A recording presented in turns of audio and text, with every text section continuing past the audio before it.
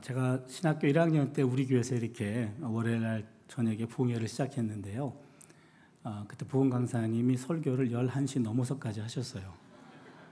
그래서 어떤 분은 좀 일어나셨는데 욕을 해가지고 못 일어났어요. 그 다음부터.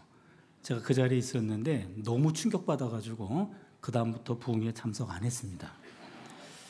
그때 결단한 게 있습니다. 만약에 내가 여기 서서 강사가 된다면 설교는 59분까지만 해야 되겠다. 그래서 설교는 1시간 넘을 때 그건 폭력이다. 그래서 제가 부흥회를 설교를 하는데 길면 59분, 요즘은 55분쯤에 끊으려고 합니다. 그래서 설교 길지 않으니까 여러분 말씀을 좀 많이 사모해 주셨으면 좋겠고, 두 번째는 6번 말씀을 나누는 걸로 되어 있습니다. 오늘 저녁, 내일 새벽, 내일 저녁, 수요일날 오전, 새벽, 오전, 저녁 이렇게요. 예, 많지 않습니다.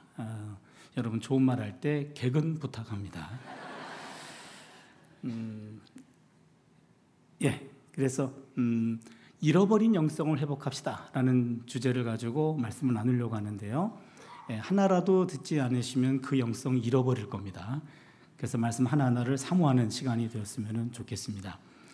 저희 학교의 그 송인아 교수님하고 유승지 교수님이 여기 출석하는 걸로 알고 있는데 혹시 오셨나요? 내가 교회에서 만나자 그랬는데 오셨어요? 송인아 교수님이신가요? 유승지 교수님? 제가 눈이 안 좋아가지고 예, 고맙습니다. 예, 참 만날 때마다 협박했거든요. 교회에서 보자고. 예, 오늘 첫날 말씀 제목은 한번 따라할까요? 풍기도. 예, 풍기도의 영성인데 저게 무슨 의미일까?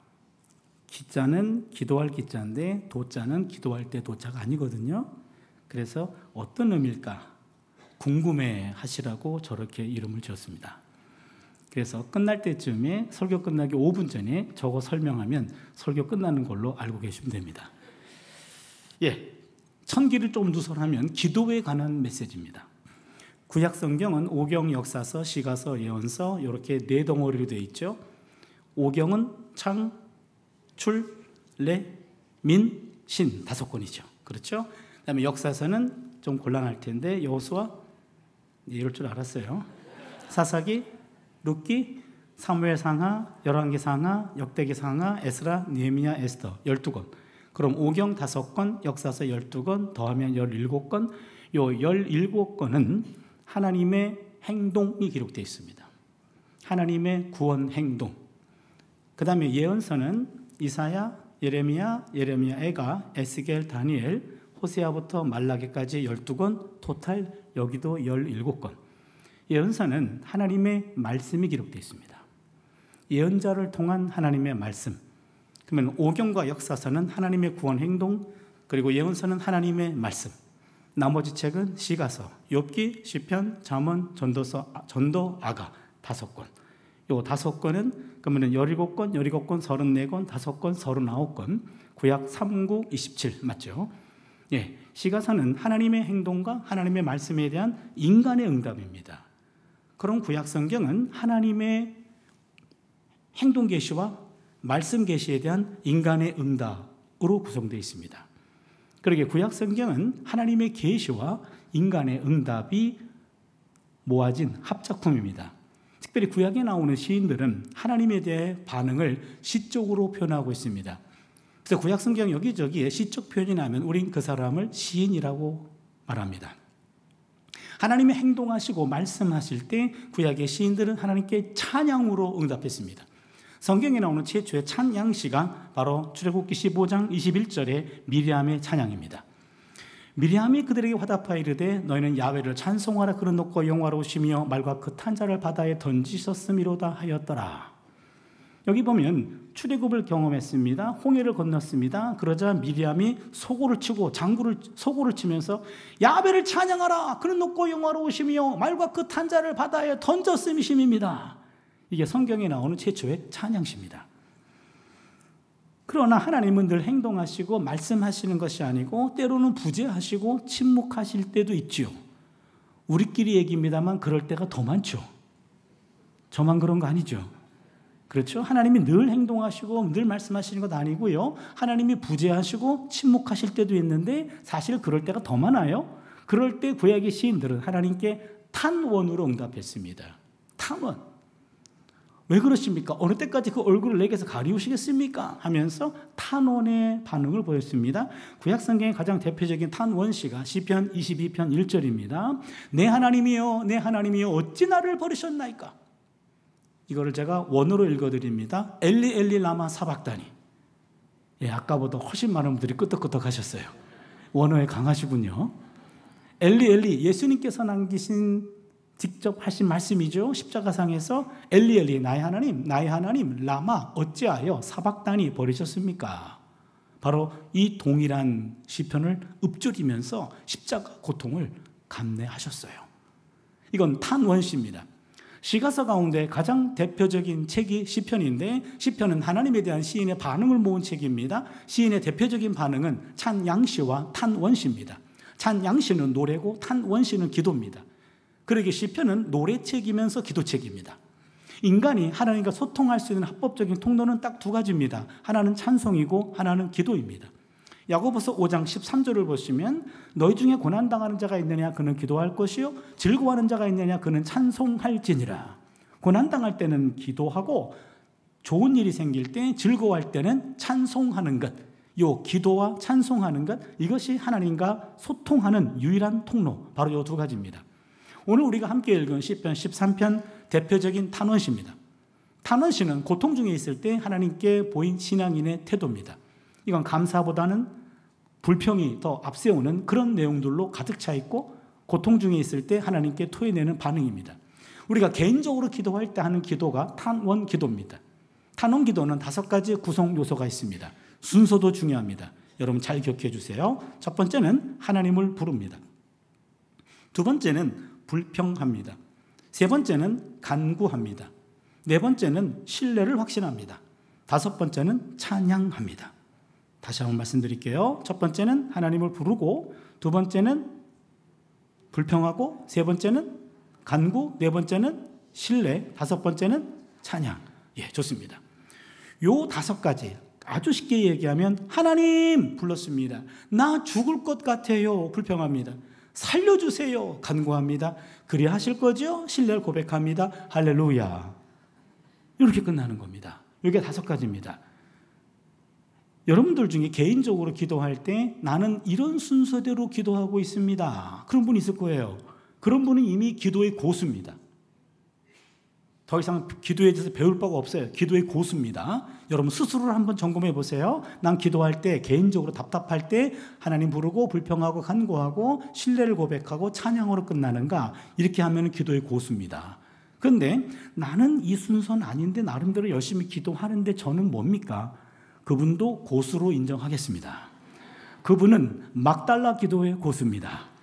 예, 막달라 기도에서 오늘 다윗의 기도로 갈아타시기를 바랍니다. 여러분 13편 성경 다시 한번 볼까요? 여러분 종이 성경 가지고 오셨으면 다시 한번 체크합니다. 1절을 보시면 야훼여, 그게 하나님 부른 겁니다. 야훼여, 하나님 불렀죠? 1절과 2절입니다. 어느 때까지니까 나를 영원히 잊으시나이까? 주의 얼굴을 나에게서 어느 때까지 숨기시겠나이까? 나의 영혼이 범민하고 종일토록 마음에 근심하기를 어느 때까지 하며 내 원수가 나를 치며 자랑하기를 어느 때까지 하리이까? 뭐에 해당할까요? 불평.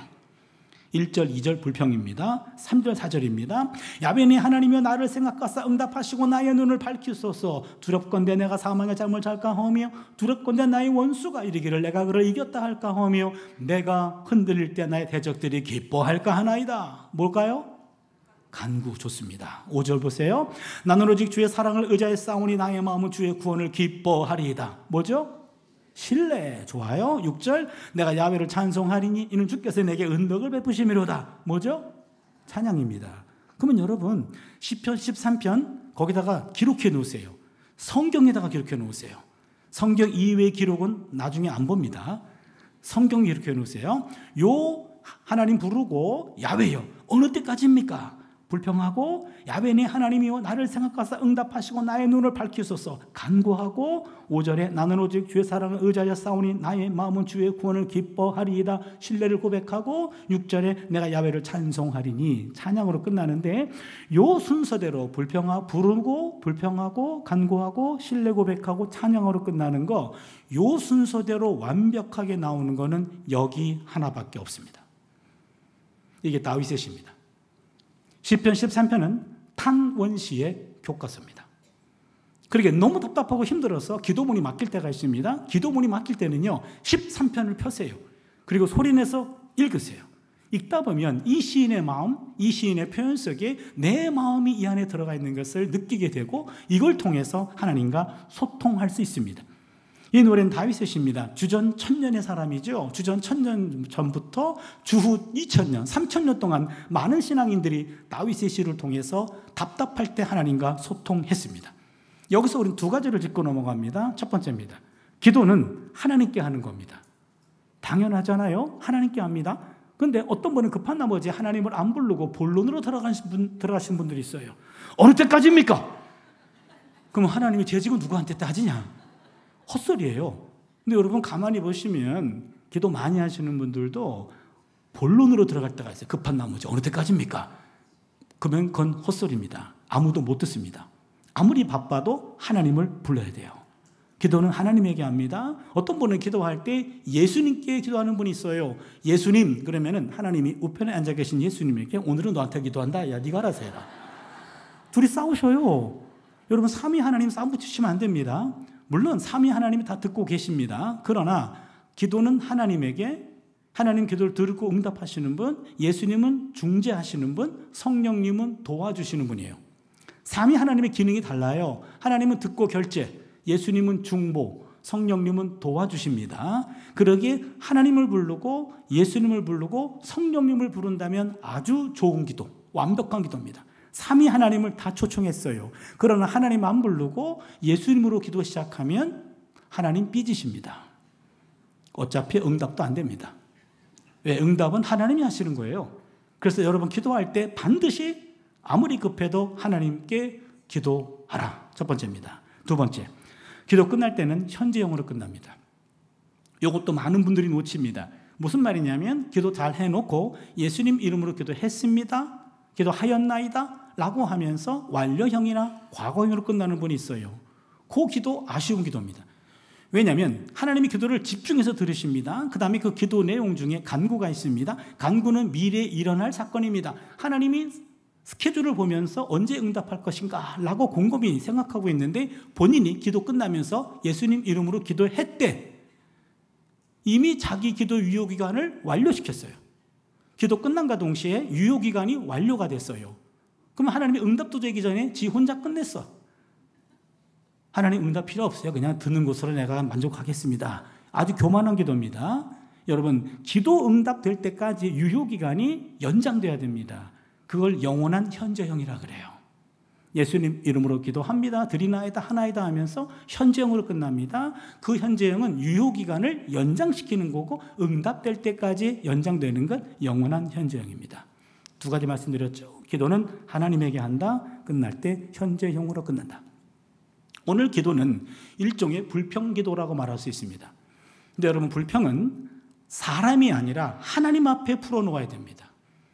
불평은 사람에게 하는 것 아닙니다. 하나님에게 합니다. 13편의 시인은 불평이 생길 때 당사자를 찾아가서 따지지 않습니다. 시인은 그 불평거리를 가지고 하나님 앞에 나옵니다. 시인은 사람이 아니라 하나님께 따집니다. 1절과 2절 다시 봅니다. 야훼여 어느 때까지니까 나를 영원히 잊으시나이까? 주의 얼굴을 나에게서 어느 때까지 숨기시겠나이까? 나의 영혼이 번민하고 종일토록 마음에 근심하기를 어느 때까지 하오며 내 원수가 나를 치며 자랑하기를 어느 때까지 하리이까? 라고 묻습니다. 근데 여러분 내용을 보세요. 내 원수가 나를 치며 자랑하기를 어느 때까지 하리이까? 만약에 학생이 저한테 와서 이렇게 불평한다면 야, 네 원수가 너를 언제까지 괴롭힐지 내가 어찌 알아? 네 원수한테 가서 물어봐. 그럴 거 아닙니까? 그렇죠. 근데 오늘 시인은 원수한테 묻지 않고 하나님에게 묻고 따지고 있어요. 내 원수가 나를 치며 자랑하기를 어느 때까지 하리이까 하면서 원수를 따져가 따라가서 따지지 않았고 사람에게 불평하지 않고 하나님에게 합니다. 시인은 이어서 하나님께 간절히 간구합니다. 3절과 4절입니다. 야훼 네 하나님이여 나를 생각하사 응답하시고 나의 눈을 밝히소서. 두렵건대 내가 사망의 잠을 잘까 하며 두렵건대 나의 원수가 이르기를 내가 그를 이겼다 할까 하며 내가 흔들릴 때 나의 대적들이 기뻐할까 하나이다 하면서 하나님 앞에 불평하며 간구하고 있습니다. 구약 예언자 가운데 가장 불평 기도를 많이 한 예언자가 있습니다. 눈물의 예언자라고도 합니다. 이쯤 되면 눈치를 채야 돼요. 누구죠? 예레미야. 좋습니다. 확실히 여기가 실력이 좋네요. 다시 묻습니다. 예레미야 결혼했나요? 안 했나요? 안 했어요? 남 일이라고 쉽게 얘기하시면 안 됩니다. 다시 묻습니다. 결혼했나요? 안 했나요? 예? 했어요. 마지막으로 묻습니다. 했어요? 안 했어요? 안 했어요? 제가 예레미야 전문가예요. 여러분 예레미야 결혼 못했어요. 왜냐하면 예레미야 16장 2절에 나와요. 너는 결혼하지 말지니라 자녀도 갖지 말지니라. 독신을 명령받았는데 히브리어로 독신이란 단어 없어요. 개념도 없는 삶을 강요받은 게 예레미야입니다. 그런데 말이에요, 여러분, 예레미야는 국가 멸망을 경험했던 유일한 예언자입니다. 예레미야는 하나님이 말씀을 주셨는데 국가 멸망이었습니다. 국가 멸망을 예언했습니다. 그렇기 때문에 국가의 반역자로 찍혔어요. 그리고 입만 열면 나라 망한대. 아무도 듣지 않습니다. 부모도 이해 못했고 그 다음에 고향 사람들도 예레미야를 부끄럽게 여겼고 예레미야를 제거하려고까지 했어요. 예레미야를 이해해 줄 사람은 아무도 없습니다. 게다가 아내도 없고 자녀도 없어요. 아무도 없습니다. 예레미야가 이 답답한 마음을 할 때는 한 분밖에 없어요. 누구한테 합니까? 하나님한테밖에 할 수밖에 없었어요. 그래서 하나님께 와가지고 엄청나게 따지는 기도를 많이 했습니다. 예레미야 불평기도, 탄원기도라 그러는데 예레미야 고백이라고 그러는데 엄청 많아요. 거기 예레미야 12장 1절을 보시면 야훼여 내가 주와 변론할 때에는 주께서 의로우시니이다. 그러나 내가 주께 질문하옵나니 악한 자의 길이 형통하며 반역한 자가 다 평안하면 무슨 까닭입니까? 야훼여 악한 자가 형통하며 반역한 자가 다 평안하면 무슨 까닭입니까? 하나님께 불평하고 따지고 있습니다. 악한 자가 형통하잖아요. 반역한 자가 평안하잖아요. 이게 어찌된 일입니까? 무슨 말입니까? 예레미야에게 말씀을 주신 분은 하나님이셔요. 나라가 망한다라고 예언할 수밖에 없었어요. 그런데 그 말을 들었던 사람들 중에 특정한 무리들이, 이 악한 사람들이 무리를 지었어요. 예레미야를 제거하려고 합니다. 근데 더 답답한 것은 그 사람들은 형통해. 그 반역한 사람들은 평안해. 난 점점 힘들어져요. 예레미야는 그걸 이해할 수가 없었어요. 하나님 이게 뭡니까? 적어도 그거 막아주셔야지. 어떻게 그들이 형통하고 난 점점 힘들어지고 왜 그들로부터 내가 위협을 느끼고 도망쳐야 됩니까? 거듭 따집니다. 예레미야 15장 15절입니다. 야훼여 주를 위하여 내가 부끄러움 당하는 줄을 아시옵소서. 하나님 때문에 내가 지금 부끄러움 당하는 하나님 아셔야 됩니다. 라고 거듭 따지고 있어요. 만약에 제 제자가 와서 이렇게 2번 따지면 너 죽을래? 이게 한 번도 아니고 2번이나 계속 불평하고 있어요. 저는 불평을 반복적으로 하면 불편할 것 같아요. 그런데 하나님은 이런 불평에 대해서, 예레미야의 불평에 대해서 불편해하지 않으시고요, 오히려 권장하십니다. 그게 그 유명한 예레미야 33장 3절 말씀이에요. 너는 내게 부르짖으라. 내가 내게 응답하겠고 내가 알지 못하는 크고 은밀한 일을 내게 보이리라. 이거예요. 하나님은 거듭되는 불평과 도전에 대해서 내 이놈 그렇지 아니하시고 너는 내게 부르짖으라. 내가 내게 응답하겠다. 내가 알지 못하는 크고 은밀한 일을 내게 보일게 하면서 예레미야의 불평을 하나님은 기도로 들으시고 있다는 거예요. 욥이란 사람도 마찬가지입니다. 욥 하나님께 엄청나게 불평했어요. 결국 자신의 문제를 해결 안 받는데 욥이란 사람, 여러분 제가 작년 새벽에 와서 말씀을 전했는데 지금 기억하는 사람 한 사람도 없을 거예요. 그렇죠? 욥이 3번에 걸친 물질의 재앙 때문에 평생 모았던 재산을 다 날렸잖아요. 10명의 자녀가 한순간에 압살을 당했지 않습니까? 그리고 본인은 몹쓸병에 걸려요. 잘 나가던 욥이었어요. 한순간에 모든 걸 다 날렸습니다. 이 내가 당한 이 엄청난 고난, 이 고난과 무관해 보이지 않는 하나님에 대해서 욥은 참을 수 없는 분노를 느꼈습니다. 원망을 느꼈습니다. 그리고 절망했습니다. 그런데 말이에요, 이 욥의 문제를 해결하기 위해서는 인간들의 지혜만 가지고는 안 됐잖아요. 4명의 친구가 지혜로운 사람들입니다. 그러나 인간의 지혜로는 문제가 해결되지 않아요. 하늘의 지혜가 필요했어요. 결국 욥의 문제는 사람 만나서 해결될 것이 아니라 하나님 만나야 해결되는 겁니다. 그러나 그 하나님 안 만나고 싶단 말이에요. 하나님한테 지금 엄청나게 절망하고 좌절하고요. 지금 하나님이 너무너무 싫은 겁니다. 욥은 그 싫음에 대해서 숨기지 않았고 표현합니다. 욥기 19장 6절입니다. 하나님이 나를 억울하게 하시고 자기 그물로 나를 애워사신 줄을 알아야 할지니라. 하나님께 불평합니다. 하나님이 나를 억울하게 하셨잖아요. 자기 그물로 나를 애워사신 줄을 하나님 아셔야 됩니다 라고 하나님께 지금 불평을 토해냈습니다. 19장 21절입니다. 하나님의 손이 나를 치셨구나. 결국 하나님의 손이 나를 치신 것 아닙니까? 하면서 하나님에게 거침없이 불평을 쏟아냈습니다. 그런데 말이에요, 욥을 치신 분도 하나님이시지만 욥을 싸매어 주신 분도 하나님이잖아요. 그렇게 욥은 이렇게 고백합니다. 욥기 19장 25절입니다. 내가 알기에는 나의 대속자가 살아계시니 마침내 그가 땅 위에 서실 것이라. 여기 대속자가 하나님이에요. 치신 분도 하나님이시지만 싸매어 주신 분도 하나님이셔요.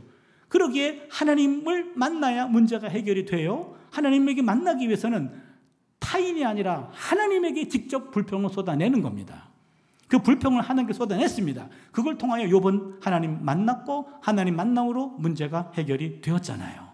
하박국이라는 예언자도 마찬가지입니다. 하박국 1장 2절을 보시면 야훼여 내가 부르짖어도 주께서 듣지 아니하시니 어느 때까지니까. 1장 2절이면은요, 1장 1절이 하박국에 대한 소개고 맨 처음 목소리가 짜증이고 불평이에요. 하박국은 등장하자마자 야훼여 내가 부르짖어도 주께서 듣지 아니하시니 어느 때까지입니까? 라고 따지면서 시작하고 있어요. 구약성경에 나오는 신앙의 거장들 13편의 다윗도 그랬습니다. 예레미야도 그랬습니다. 욥도 그랬습니다. 하박국도 그랬습니다. 하나같이 불평을 사람들에게 쏟아붓지 않았고 하나님께 토해냈습니다. 불평은 사람에게 하는 게 아닙니다. 불평은 하나님에게 하는 겁니다. 불평과 불만이 사람을 향하면 분자가 돼요. 불평 분자, 불만 분자가 됩니다. 그러나 똑같은 불평과 불만이 하나님을 향하면 기도가 됩니다. 이게 은혜예요. 똑같은 내용이에요. 그러나 사람에게 하면 불평 분자예요. 불만 분자입니다. 그러나 똑같은 내용을 하나님께 하면 하나님은 그것을 기도로 들으시는 줄로 믿습니다.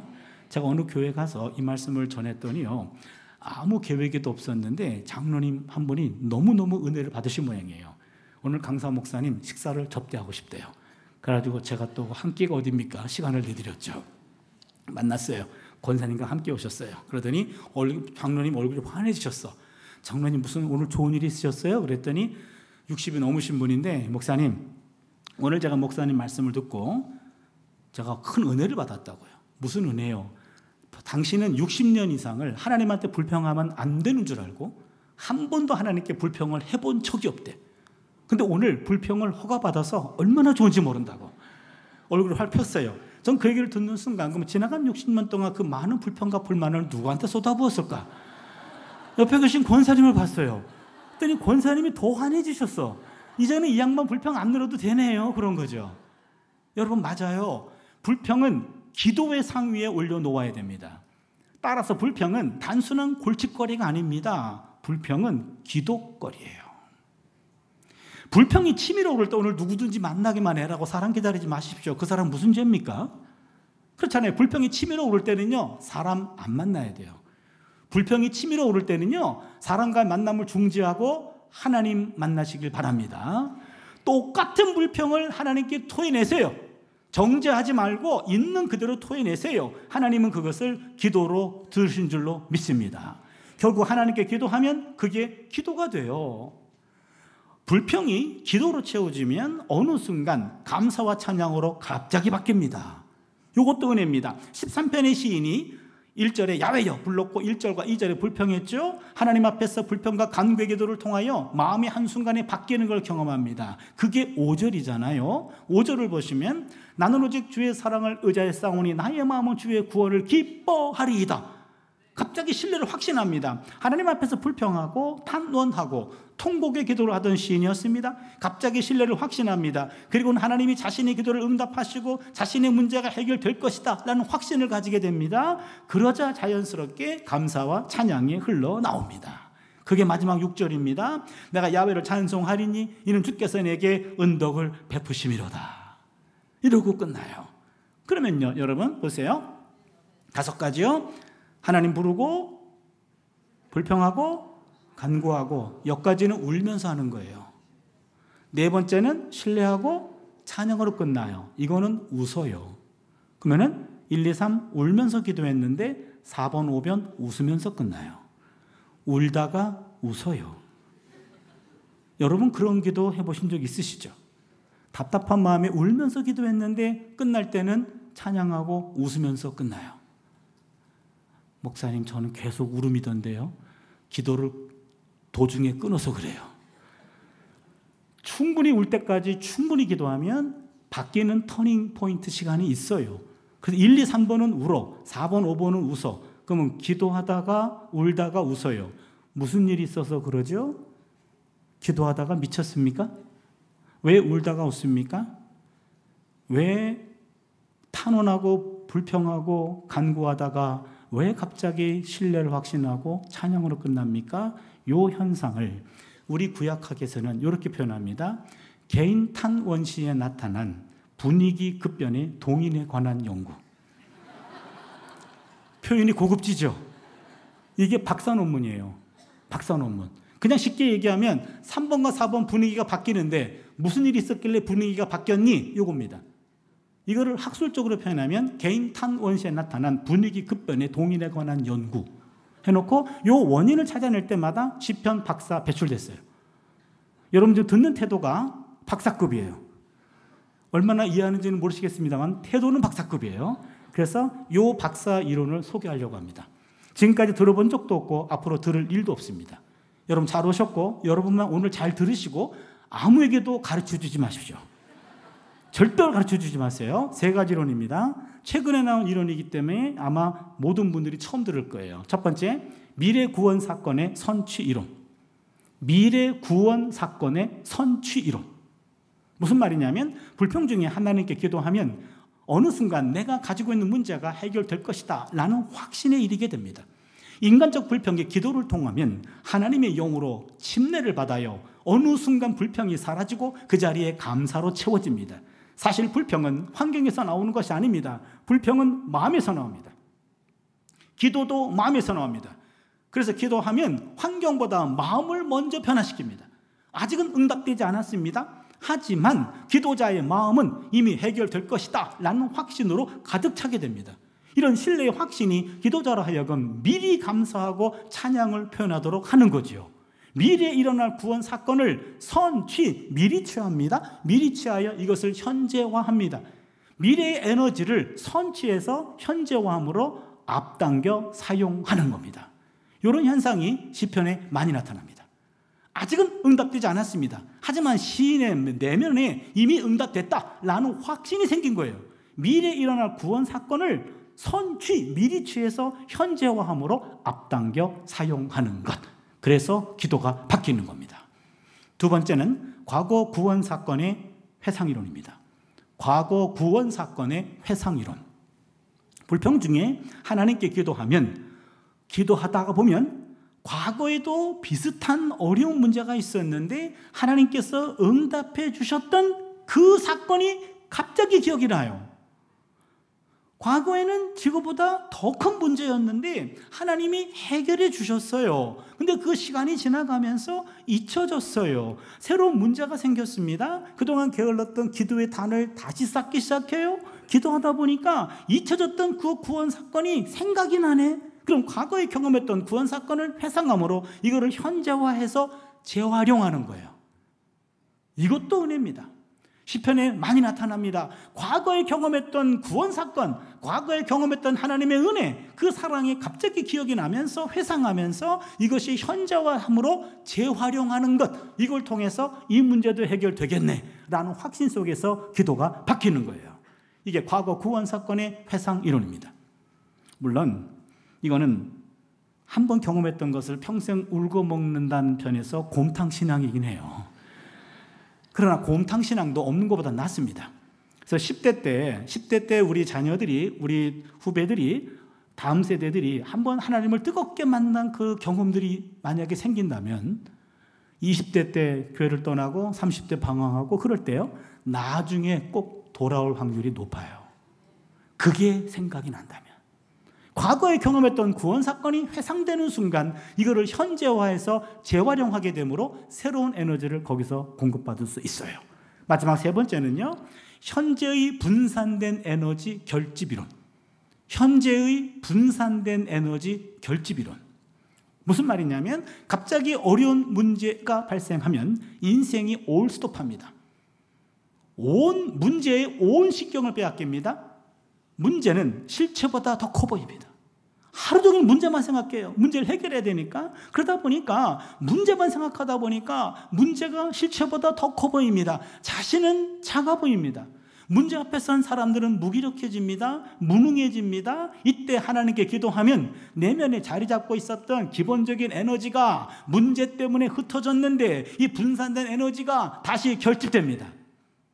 문제가 실제의 크기로 작아집니다. 자신의 내면이 커집니다. 내면이 강해집니다. 내면이 당당하게 됩니다. 감당할 수 있는 힘이 내면에서 솟구칩니다. 기도는 현재 분산된 내면의 에너지를 결집시켜서 웬만한 문제는 넉넉히 감당하게 해주는 거예요. 이게 바로 기도입니다. 그러니까 기도는 미래에 일어날 구원 사건을 선취함으로 현재화해서 앞당겨 사용할 수 있고, 기도는 과거에 경험했던 구원 사건을 회상함으로 현재화해서 재활용할 수 있고, 기도는 현재 문제 때문에 흩어진 내 내면의 에너지들을 기도를 통하여 이 흩어진 에너지를 모아줍니다. 에너지가 결집되면서 웬만한 문제는 감당할 수 있게 해주는 거죠. 기도는 삼중 에너지를 끌어올 수 있습니다. 그러기에 우리에게 가장 중요한 것은 기도입니다. 예수께서 기도로 귀신 들린 아이를 고치실 때 제자들이 예수님께 짜증내며 질문합니다. 마가복음 9장 28절입니다. 우리는 어찌하여 능히 그 귀신을 쫓아내지 못하였나이까? 선생님은 왜 귀신 들린 아이를 고치시는데 우리는 선생님과 3년 동안 동고동락하고 같은 장소에서 같은 음식 먹고 같이 있는데 왜 우리는 못합니까? 우리한테 안 가르친 것 있습니까? 라고 지금 은근히 삐져가지고 따지는 거예요. 이때 예수님 이렇게 말씀하십니다. 마가복음 9장 29절입니다. 기도 외에 다른 것으로는 이런 종류가 나갈 수 없느니라. 저는 이 본문을 보면서 이 제자들에게 예수님께서 기도를 숨겨놓고 안 가르쳤겠는가? 예수님께서 기도를 안 가르친 것이 아니라 제자들이 기도를 못 배웠어요. 안 가르친 것 아닙니다. 못 배웠어요. 기도하는 것, 기도 중요한 것 아는데 정말 기도하고 계십니까? 누가복음 22장 39절을 보면 예수께서 가라사대 습관을 따라 감람산에 가시매, 예수님께서 저 습관이란 단어가 제 눈에 확 들어왔고 감람산이란 단어가 들어옵니다. 습관을 따라 감람산에서 뭐 하셨을까? 41절을 보니까 무릎을 꿇고 기도하여, 기도란 단어가 들어왔습니다. 그럼 무슨 말입니까? 예수님은 습관을 따라 감람산에서 기도하셨어요. 기도하는 습관이 있었습니다. 제자들이 놓쳤습니다. 늦은 밤에 갑자기 보이지 않았던 예수님, 기도하라고 하셨던 거예요. 새벽 미명에 보이지 않았어요. 놓쳤습니다. 예수님 기도하라고 하셨던 겁니다. 예수님이 안 가르친 것 아닙니다. 제자들이 못 배운 거예요. 놓친 겁니다. 바로 기도하는 습관을 놓친 거예요. 습관이 영성이에요. 저는 언제부터 그런 기도를 시작했어요. 하나님, 제 마지막 숨이 하나님을 찬양하거나 기도하게 해 주시옵소서. 어느 순간인지 모릅니다. 하나님이 내 숨을 거둬가는 순간이 올 때 그 마지막 순간을 한번 상상해 보세요. 이미 내 의식은 사라졌을 것 같아요. 내 몸을 내가 컨트롤할 수 없습니다. 의식과 무의식을 넘나드는 그 마지막 순간이, 숨이 떠나가는 마지막 순간에 내 숨이 하나님을 찬양하고 하나님께 기도할 수 있기를 바랍니다. 여러분, 이것은요 의식한다고 되는 거 아니잖아요. 내가 평생 목사로 살았는데 마지막은 멋있게 가야 돼. 제발 기도해라. 제발 기도하는 흉내라도 내라. 내 말 듣지 않아요. 내 몸은 평소 가장 많이 한 행동을 할 겁니다. 시편 맨 마지막입니다. 시편 150편 6절을 보시면 호흡 있는 자마다 하나님을 찬양할지어다. 할렐루야. 이 마지막 호흡이 하나님을 찬양하거나 하나님을 기도하는 호흡이 되려면 내 몸이 기도를 기억해야 돼요. 머리 기억이 아니라 몸 기억입니다. 저는 이것을 몸 기도라고 말합니다. 내 몸이 기도를 기억하는 몸이 되게 하는 겁니다. 그러기 위해서는 습관적으로 기도하는 것, 요거 필요합니다. 근육이 기억하는 딱 그만큼이 내 신앙입니다. 내 몸의 근육이 기억해야 돼요. 몸의 기억은 관념의 기억보다 앞서고 또 오래 갑니다. 몸이 기억하는 것이 머리 기억보다 오래 가고요, 앞섭니다. 내가 알고 느끼는 정도가 아니라 내 몸의 수준, 내 몸의 근육이 기억하는 신앙 수준이 진짜 내 신앙이에요. 여러분, 내가 뭘 안다, 그건 그냥 지식입니다. 내가 느꼈다, 그건 감정입니다. 내 신앙은 지식과 감정이 아니고 내 신앙은 몸에 새겨진 겁니다. 내 몸이 기억하는 그거, 그 반복된 행동으로 근력이 만들어지는 거, 그게 내 신앙이에요. 가끔 매일매일 새벽 기도하면서 열심히 기도하는 권사님들 보면 제가 권사님들께 가끔 여쭤봐요. 권사님, 뭐 이렇게 맨날 열심히 기도하세요, 그렇게? 그러면 권사님들이 하시는 말씀이, 목사님, 나 맨날 똑같은 기도해. 그리고 부끄러워하셔요.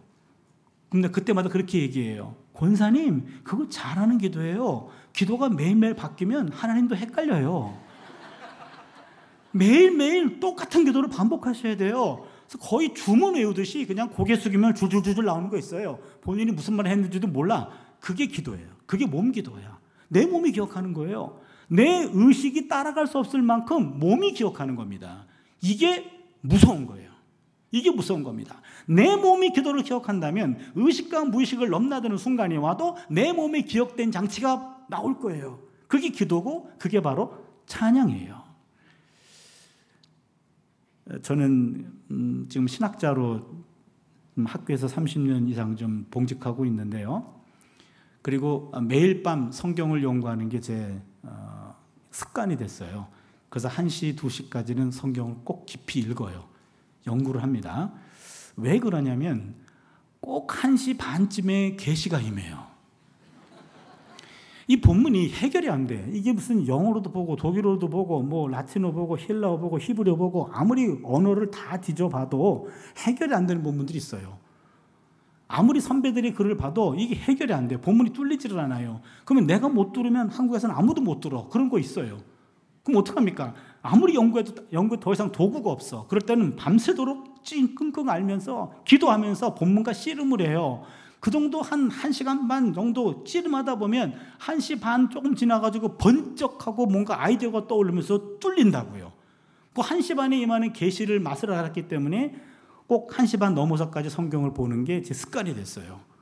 그러다 보니까 새벽에는 그냥 이불 속에서 입신을 하죠. 근데 우리 친구 목사들은 다 목사니까 목회를 하고 있으니까 새벽마다 일어나가지고 새벽 기도를 하거든요. 그럼 그 친구들이 저를 보면은 얄미운 모양이에요. 같은 목사인데 자기들은 새벽마다 일어나가지고 그렇게 열심히 기도하는데 너는 새벽마다 그렇게 자빠져 잠만 자니? 그러는 거죠. 그럼 제가 그러죠. 야, 기도는 영혼의 호흡인데 넌 영혼의 호흡을 새벽에만 시간 정해놓고 호흡하니? 만약에 기도가 영혼의 호흡이라면 난 24시간 호흡하고 있어. 그럼 24시간 기도한다고 해도 틀린 말은 아니겠지. 이렇게 말하는 사람 치고 기도하는 사람 못 봤어요. 제가 그랬거든요. 몇 년 전부터 그런 고민이 생겼어요. 저는 모태신앙이네요. 평생 어머니 뱃속부터 교회를 다니는 사람인데 그리고 또 목사잖아요. 그리고 목사 후보생을 가르치고 또 목사님들을 연장교육시키는 일들을 제가 하고 있거든요. 근데 어느 순간에 그런 생각이 들었어요. 내가 하는 기도가 제대로 된 기도일까? 그런 생각이 들었어요. 그래서 누구한테 물어보기도 그러니까 제가 박사과정에 구약의 기도라는 과목을 한 학기 개설했어요. 구약의 기도. 전 세계에 있는 구약학자 가운데 기도에 관해 관심을 가진 학자들을 찾아봤더니 한 5명 정도밖에 안 되더라고요. 제가 그 연구에 뛰어들어갔어요. 세계 넘버 5 안에 들어가는 순간이에요. 스위스의 어떤 학자가 구약의 중보기도라는 제목으로 박사 논문을 썼어요. 영어로 발표했는데 한 800에서 900페이지 되더라고요. 그걸 구입해가지고 1페이지부터 800, 900페이지까지 한 페이지도 안 빼고 우리말로 다 번역하면서 박사과정에서 한 학기 동안 집중 세미나를 했습니다. 와, 많이 배웠어요. 어떻게 기도에 대해서 이렇게 깊은 뜻들이 있었는가? 많이 배웠습니다. 그런데 여전히 갈증이 해소가 되지 않아요. 이거 어떻게 하면 좋나? 그래서 신약의 기도란 책을 모았습니다. 또한 영성가들의 기도에 관한 책을 모았어요. 그리고 목사님들 가운데 기도가 깊으신 분들이 있어요. 그 책들도 모았습니다. 한 4, 50권 되는데 틈틈이 그 책들을 정독했습니다. 그리고는 기도에 대해서 많이 배웠어요. 와, 이런 것도 있었구나. 그런데 여전히 갈증이 해소가 되지 않아요. 그럼 어떻게 하면 좋습니까? 더 이상 누구한테 물어볼 수도 없고 더 이상 책을 봐서도 해결이 안 됩니다. 결단했습니다. 직접 물어보자. 하나님한테 직접 물어보자. 그래서 가족들이 다니는 교회 옆으로 이사를 갔어요. 바로 교회 앞입니다. 3분 거리. 새벽에는 계속 이불 속에서 입신하고 있고요. 밤에 퇴근할 때 학교 퇴근, 매일 밤 교회로 출근. 그리고 교회에서 기도하고 집으로 완전 퇴근. 월요일부터 금요일까지 매일 교회 가서 기도하고 토요일은 안식일이라 쉬고 주일은 주일이라 쉬어요. 일주일 5일 근무. 그러면서 제가 지금 2015년 3월 1일부터 시작했으니까 10년이 넘었어요. 조금 부끄럽습니다만 조금 여러분에게 참조가 될 것 같아서 말씀을 드리면, 제가 지금까지 기도에 대해서 연구해보고 성경을 읽고 그리고 기도하면서 기도를 배워가면서 배운 기도에 대한 잠정적인 결론, 기도는 대화라기보다는 사귐인 것 같습니다. 하나님과 사귀는 겁니다. 교제하는 겁니다. 뭔가 청구서를 디미는 것이 아니라 그냥 하나님과 교제하는 겁니다. 교회 9시도 가고 10시도 가고 11시도 가고 12시에 갈 때도 있어요. 그래서 우리 교회는 4줄인데 왼쪽에서 두 번째 줄, 맨 뒷좌석은 담임 목사님, 사모님이 거기서 기도하시더라고요. 그래서 남의 나발에는 침범하지 않기로 했어요. 그 앞자리를 찜해놓고 거기서 기도합니다. 한 월요일부터 목요일까지는 한 30분, 금요일은 한 1시간 이 정도 기도하는데 그냥 그날 일어났던 모든 일들 그리고 감정까지도 하나님께 다 이야기합니다. 오늘 학교 가서 무슨 일이 있었는데 신대원 수업인데 어느 한 학생이 들어왔는데 저 학생은 태도도 문제가 있고 인상은 더 문제 있고 저분이 저렇게 했다가 나중에 목사 되면 성도들한테 굉장히 시험거리가 될 텐데 내가 퇴학시켰다간 내게 화가 미칠 것 같으니까 하나님이 저 학생 퇴학시켜 주세요. 학교 가가지고는 열심히 공부하세요. 교회 가가지고는 퇴학시켜 주세요. 이런 학생이 몇 년에 한 명은 나와요. 그런 것도 때로는 기도하고, 또한 교수 회의를 들어갔는데 특정 교수가 아주 저한테 불쾌하고 무례하고 공격적으로 말을 좀 하는 교수가 있었어요. 그러면 꼭 끝나고 나면은 왜 그때 받아치지를 못했을까? 하나님 왜 그걸 늦게 생각나게 합니까? 좀 앞당겨서 바로 할 때 바로 받아치게 좀 당겨주든지, 아니면 그냥 그 인간을 내가 품든지, 아니면은 그 사람 학교 빨리 좀 안 나오게 해주시든지, 뭐 그런 것까지도 하나님 앞에 그렇게 낱낱이 다 이야기해요.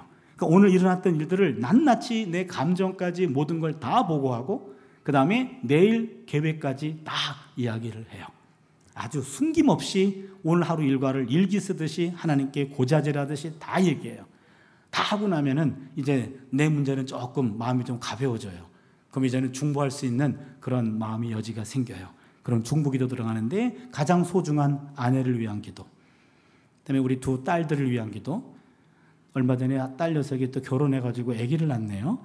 그래서 손주를 위한 기도, 손주 아빠도 있더라고요. 사위를 위한 기도, 이렇게 해서 요거 기도하고, 제 어머니 계시고 장모님 계시고, 그래서 요까지가 제가 매일 중보하는 그런 기도예요.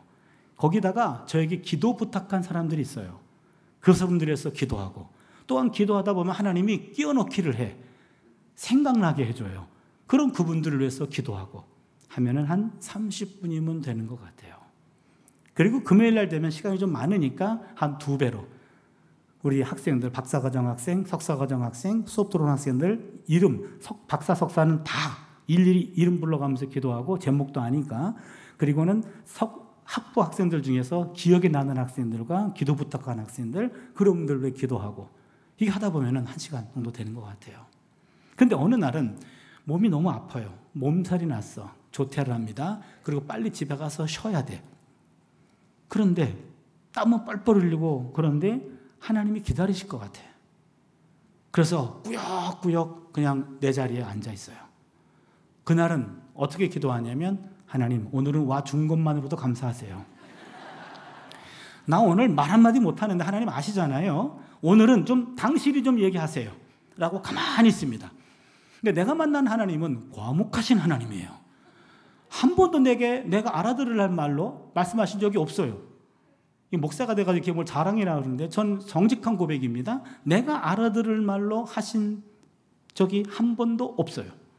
하나님이 하실 만한 언어 내가 몇 개 알아요. 히브리어, 아람어, 헬라어, 라틴어, 독어, 영어, 한국어, 7개 국어는 완벽하게 알아요. 한 단어만 해도 내가 다 알아들을 수 있어요. 근데 우리 하나님은 내가 알아들을 말로 한 번도 말씀하신 적이 없음. 그러나 평소는 괜찮음. 그러나 오늘은 안 됨. 오늘은 나도 말 못함. 가만히 있습니다. 전 학생들이, 우리는 신학생들이 많고 그러니까 하나님의 음성을 들었대. 그럼 반드시 물어봅니다. 어떤 단어였냐고. 헬라어야? 히브리어야? 라틴어야? 독어야? 영어야? 어떤 단어야? 라고 물어봅니다. 그러면서 분명히 들었대요. 그러면서 의심하진 않아요. 그래, 너는 들었어. 나는 못 들었지만 언젠가 들을 날이 오겠지. 근데 제가 응답받는 것은 그냥 어떤 성경 구절이 떠오르거나 어떤 영상이 떠오르거나 뭔가가 생각이 나거나 하면서 언어가 아닌, 내가 알아들을 만한 언어가 아닌 또 다른 여러 가지 하나님이 많이 쓰고 있는 어떤 저와의 커뮤니케이션 랭귀지가 있는 모양이에요. 서로 소통하는 것. 그걸 통해서 응답할 때가 있더라고요. 여러분, 기도는 아까 사귐이라 그랬죠? 늘 기도가 잘 되는 건 아니거든요. 그런데 어느 날은 기도가 잘 되는 날이 있어요. 톰 라이트라는 유명한 신학자가 있는데, 이분이 이런 글을 남겼습니다. 기도란 우리가 사는 세계와 하나님의 세계가 멀리 떨어져 있지 않다는 신비로운 사실과 관련이 있다. 우리의 삶과 하나님의 삶은 동떨어진 것이 아니다. 성경에서 말하는 땅과 하늘, 땅이라는 우리의 실제와 하늘이라는 하나님의 실제는 서로 꼭 들어맞도록 만들어졌다. 그래서 하늘과 땅이 실제로 만난 핵심 장소 중에 하나가 기도다라고 그랬어요. 깜짝 놀랐어요. 저는 이 하늘과 땅이 직접 딱 만나는 지점이 있는데 이게 기도라는 거예요. 기도는 하늘의 것을 땅으로 끌어당기고 땅의 것을 하늘로 올리는 그 만남 포인트가 기도다라는 거예요. 제가 성격이 좀 이상해서 그런지 여기서 두 번째 맨 뒤쪽에서 한 칸 앞쪽에서 여기서 120cm, 거기가 제가 기도하는 자리예요. 그런데 어느 날 여름이었던 것 같아요. 어느 날 몇 번 움직였더니 내 궁둥이 자국을 내가 느꼈어요. 그날은 접속된 거예요. 접속돼가지고 하늘과 연결이 된 것 같아요. 그쯤 되면은 말없이 그분의 존재를 느낍니다. 서로 대화 없이 존재를 느껴요. 그분이 내 안에, 내가 그분 안에 있는 것을 느낄 때가 있어요. 이래서 기도하는구나 라는 건데, 저는 몸으로 경험해 본 적이 있어요. 여러분에게 도전하고 싶어요. 기도의 자리를 정하시고 그 자리에 내 몸에 자국이 새겨질 때까지, 내 몸이 그 자국을 느낄 때까지, 그게 몸기도입니다. 이것은 한 번 해가지고 안 됩니다. 제가 10년 이상 하고 있습니다. 저는 똑같은 자리에서만 합니다. 그러게 암흑의 자리는 우리 권사님이 기도하시던 자리야. 암흑의 자리는 우리 장로님이 기도하시던 자리야. 그런 자리가 하나쯤 있어야 되지 않을까요? 내 몸의 자국을 내가 느낄 때까지. 그게 몸 기도예요. 그것이 느껴지는 순간은 하늘과 접속이 되면 바로 내 사정을 다이렉트로 올리고 하나님의 뜻을 다이렉트로 끌어당기는 그런 컨택 포인트, 바로 그게 기도하는 자리입니다. 기도는 practice 하나님이 내 목숨을 걷어가는 순간까지 우리의 숙제입니다. 내 몸의 기도의 근력을 만드는 거고, 우리 교회의 어느 한 자리에 내 몸의 자국을 만들어서 내 몸에 자국이 새겨지고 내가 그 자국을 느끼는 순간이 경험될 때까지 여러분, 이런 기도의 자리를 사수할 수 있기를 바랍니다. 이제 풍기도 얘기하고 말씀 마치겠습니다. 류호정 교수님의 일상을 걷는 영성이라는 책에 나오는 내용인데, 영국 BBC 공영방송 특집 다큐멘터리 한 편입니다. 일본 북쪽 홋카이도 삿포로 지방, 일본은 감자같이 생겨가지고 맨 오른쪽 위, 여기가 홋카이도죠. 여기에 주 도심이 삿포로입니다. 이 삿포로 지역의 산간 지역에 조그만 크리스찬 고등학교가 있습니다. 거기는 좀 학생들 수준이 높은 것도 아니고 경제적으로 조금 낙후된 지역이었던 모양입니다. 그 학교에는 서예를 가르치는 여자 선생님이 계셨습니다. 그 학교 교훈은 하나님 사랑과 이웃 사랑입니다.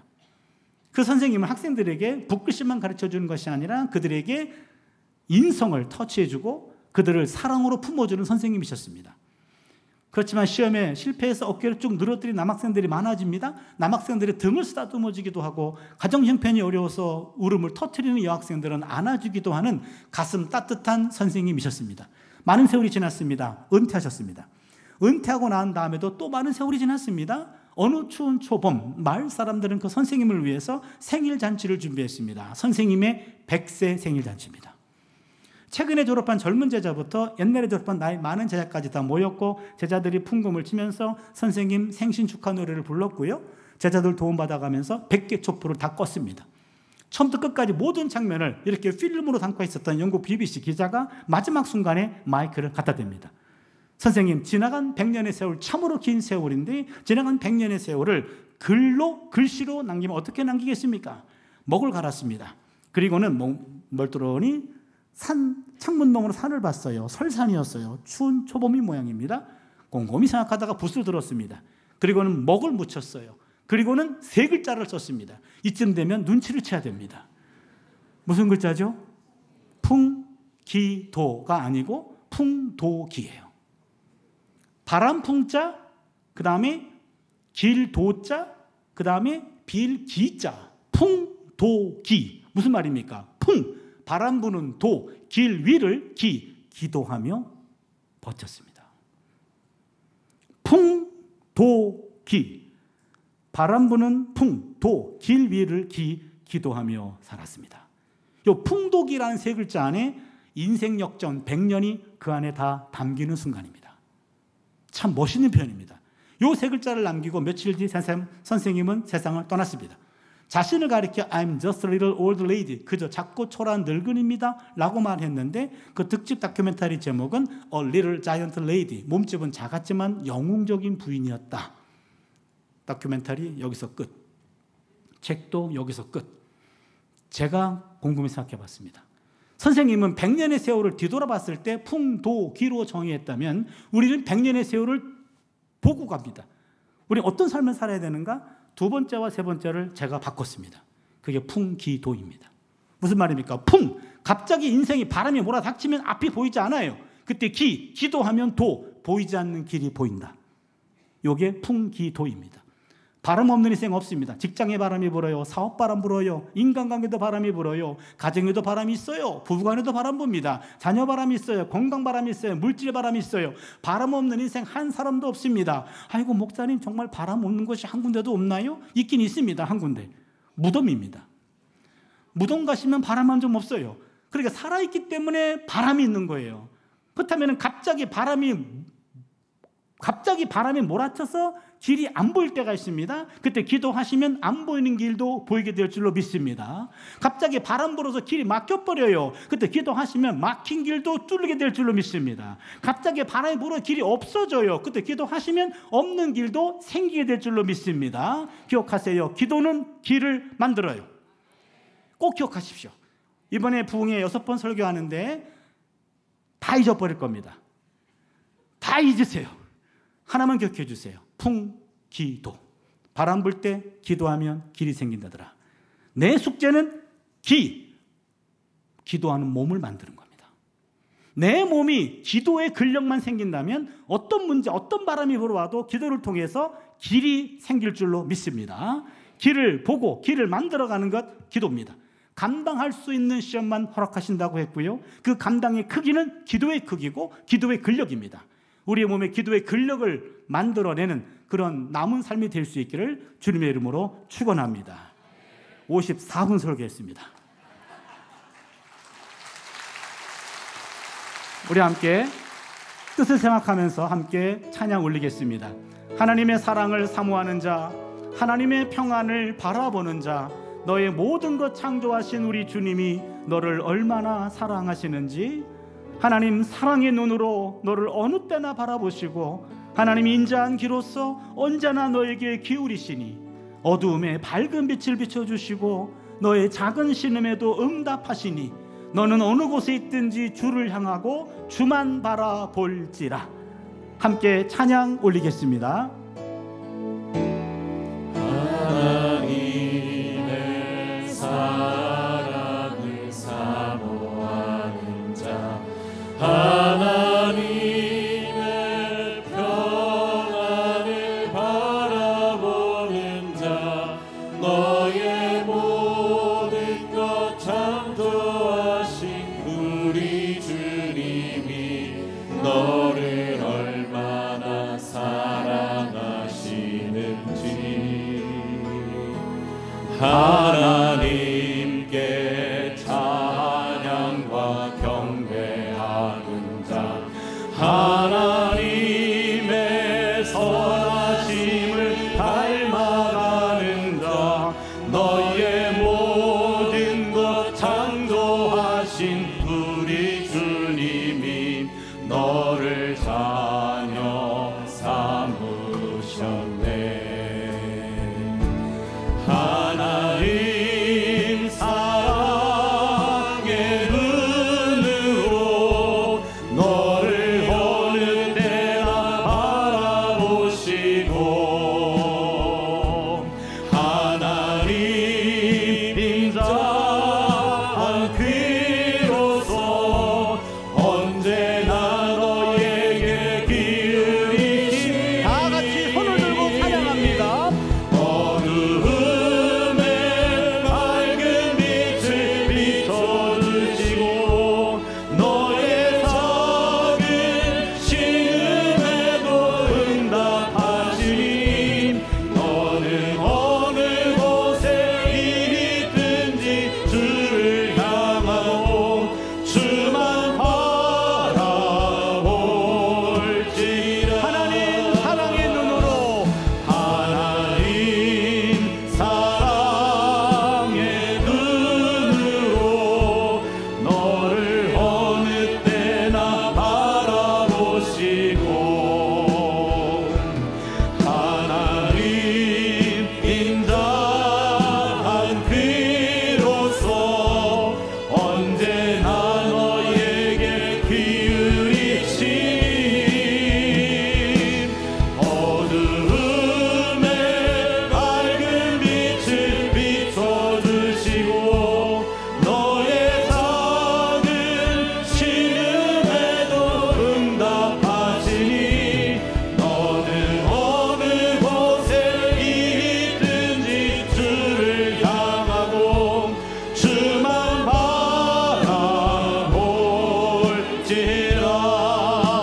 주만 바라볼지라.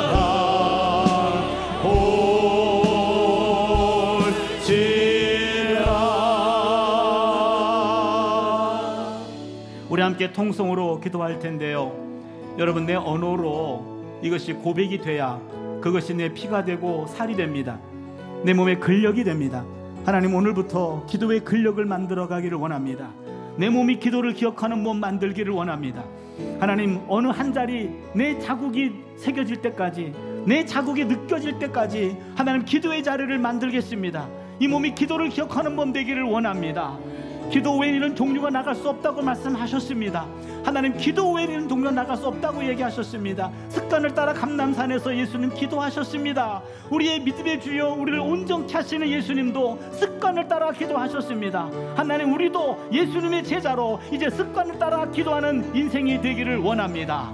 기도하는 자리를 사수하기를 원합니다. 기도의 근력이 만들어지기를 원합니다. 주여 삼창 드리고요, 한 3분 동안만 기도하겠습니다. 주여, 주여, 주여. 하나님 아버지 감사합니다. 잃어버린 영성을 회복하자라는 주제를 가지고 우리가 오늘부터 하나님 말씀을 먹습니다. 하나님 첫날입니다. 풍기도의 영성을 나누었습니다. 하나님 말씀은 살아있습니다. 운동력이 있습니다. 혼과 영과 관절과 골수를 쪼개는 역사가 있습니다. 하나님 말씀을 의지하여 우리가 이곳에 나왔습니다. 잃어버린 영성을 회복하기 위해 나왔습니다. 첫날 풍기도의 영성을 우리가 나눕니다. 바람 불 때 기도하면 길이 생긴다고 했습니다. 하나님 아버지, 안 보이는 길도 기도를 통하여 길이 보인다고 했습니다. 기도는 길을 만듭니다. 이 몸이 기도를 기억하는 몸 되기를 원합니다. 하나님, 이 몸을 기도의 몸으로 만들어 주시옵소서. 힘으로 되지 않습니다. 눈으로 되지 않습니다. 오직 하나님의 영으로만 가능합니다. 성령님을 인정합니다. 환영합니다. 모셔드립니다. 보혜사 성령께서 말할 수 없는 탄식으로 우리를 위하여 기도한다고 했습니다. 성령의 탄식 소리가 들려옵니다. 내 심령을 위하여, 내 영혼을 위하여 성령께서 기도하고 계십니다. 하나님 아버지, 기도의 문을 열게 하여 주시고 어린아이와 같은 마음으로 하나님 앞에 울부짖으며 기도하는 시간 되기를 원합니다. 이번 부흥사경회를 통하여, 감사 부흥사경회를 통하여 지나간 우리 교회 역사를 뒤돌아보며 하나님의 은혜의 역사를 기억하며 다시 한번 새로운 역사를 바라보며 하나님께 기도하기를 원합니다. 기도 외에는 종류가 나갈 수 없다고 얘기했습니다. 하나님 아버지, 기도를 통하여 과거에 경험했던 구원 사건이 회상되며, 기도를 통하여 미래에 일어날 구원 사건을 앞당길 수 있으며, 기도를 통하여 현재 흩어진 에너지를 모을 수 있습니다. 기도는 거룩한 스위치입니다. 하나님의 능력을 불러오는 스위치입니다. 하나님 아버지, 우리에게 기도의 능력을 부어주시고 기도의 사람을 만들 수 있도록 우리를 붙잡아 주시니 감사합니다. 하나님 아버지, 특별히 이번 집회를 통하여 우리의 심령이 새로워지기를 원합니다. 묵은 땅을 갈아엎기를 원합니다. 하나님, 우리의 기경하면서 새로운 땅이 되기를 원합니다. 하나님 아버지, 우리의 지나간 신앙생활을 돌아보며 다시 한번 새로운 맹렬을 향해 나아갈 수 있는 우리 되게 해주셨기를 간절히 바라옵고 원합니다. 하나님 아버지, 기도 너는 내게 부르짖으라. 내가 내게 응답하겠고 내가 알지 못하는 그 엄밀한 내게 보이리라. 하나님 말씀하셨습니다. 생각하건대 현재의 고난은 장차 우리가 살 영광과 속히 비교할 수 없다고 말씀하셨습니다. 하나님 말씀에 의지하여 부르짖으며 나아가기를 원합니다. 너는 내게 부르짖으라. 내가 내게 응답하겠고 내가 알지 못하는 그 엄밀한 내게 보이리라. 하나님 앞에 나와서 기도하기를 원합니다. 기도가 필요 없는 사람은 없습니다. 문제가 없는 사람은 없습니다. 하나님 아버지, 우리 인생을 살아가면서 여러 가지 어려운 일들을 경험할 때마다 하나님은 감당할 수 있는 시험만 우리에게 허락하신다고 했습니다. 감당치 못할 즈음에 피할 길도 주신다고 했습니다. 하나님 아버지, 감당하는 것 기도로 감당하는 겁니다. 하나님 아버지, 기도의 근력으로 감당합니다. 몸 기도로 감당합니다. 하나님 아버지, 기도의 근력을 쌓아나가기를 원합니다.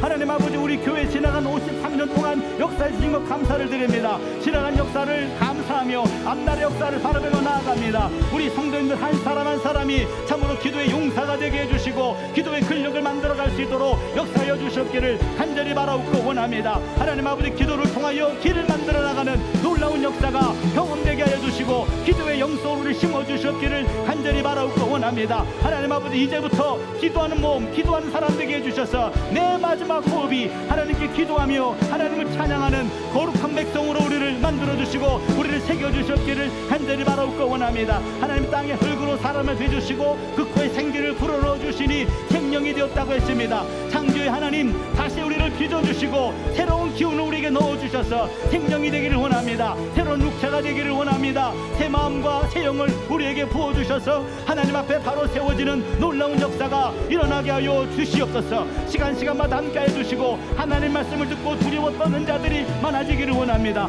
하나님 말씀은 살아있습니다. 운동력이 있습니다. 이 말씀을 사모하면서 시간마다 하나님 말씀을 붙잡고 나올 수 있는 성도들이 많아지게 해주시고 말씀을 깊이 사모하며 잃어버린 영성을 시간마다 회복하며 이 자리에서 하나님께 감사와 감격을 누리는 복된 성도님들 될 수 있도록 인도하여 주시옵소서.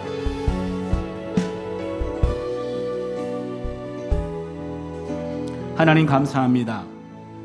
잃어버린 영성을 회복하자라는 주제를 가지고 첫 집회를 우리가 지나가고 있습니다. 문제가 없는 사람은 없습니다. 기도 제목 없는 가정도 없습니다. 하나님, 우리에게도 풍기도의 영성이 필요합니다. 바람 불 때 기도하면 길이 열린다고 했습니다. 기도 외에 이런 종류가 나갈 수 없다고 예수님 안타까운 마음으로 제자들을 가르쳤습니다. 안 가르친 것 아니지요. 제자들이 못 배웠지요. 하나님, 우리도 기도 알아요. 그러나 정말 기도하고 있는지 다시 한번 돌아봅니다. 습관을 따라 감람산에서 기도하셨던 예수님의 본을 따라 우리도 기도하는 습관이 생기게 하여 주시옵소서.